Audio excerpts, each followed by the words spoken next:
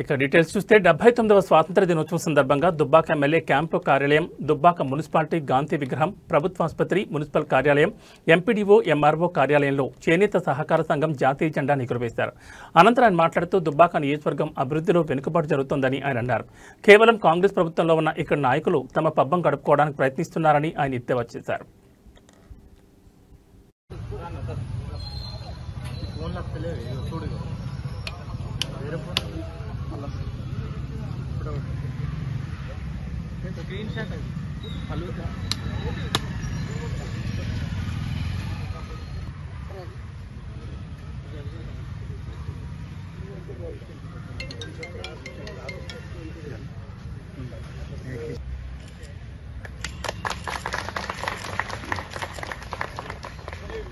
గణమన అదిడ ఉత్కలభంగా వింధ్య హిమాచల యమునా గంగా ఉజ్జల జలగితరంగా తవ శుభ జయ హే జయ హే జయ హే జయ జయ జయ జయ హే.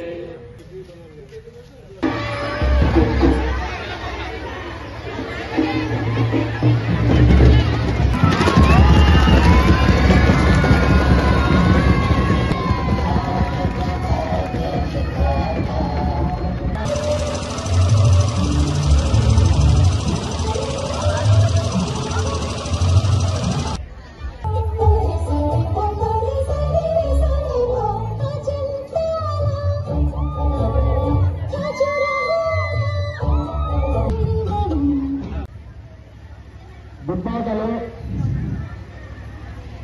79వ స్వతంత్ర దినోత్సవం సందర్భంగా మరి అన్ని స్కూళ్ళ నుంచి విచ్చేసిన మా విద్యార్థులకు, పుర ప్రముఖులకు, మరి పత్రికా విలేకరులకు, రాజకీయ నాయకులకు అందరికీ కూడా మరి శుభాభివందనలు. ఈరోజు స్వతంత్రం వచ్చి 79 సంవత్సరాలు పురస్కరించిన సందర్భంగా ఎంతో మంది ఎన్నో త్యాగాలు చేసి మరి దేశానికి స్వతంత్రం తెచ్చుకున్నాం. అదేవిధంగా ముందుకొస్తే ఈ ప్రాంతం అభివృద్ధి చేయొచ్చు కదా, ఈ ప్రాంతంలో ముందుకొస్తే డెవలప్ చేయొచ్చు కదా అని చెప్పి ఎన్నో ఆశలతోటి, కోటి ఆశలతోటి ఈరోజు ముందుకొస్తే ఇవాళ పరిస్థితి ఏంటో మీ అందరికీ తెలుసు.